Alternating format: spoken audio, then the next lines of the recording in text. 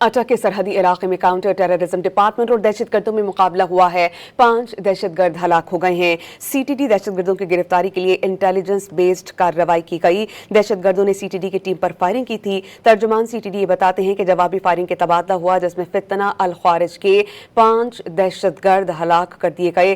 तर्जुमान ये भी बताते हैं कि दहशत गर्दों से खुदकुश जैकेट्स, दस्ती बॉम्ब, SMG राइफल्स, गोलियां और बारूदी मवाद बरामद किया गया।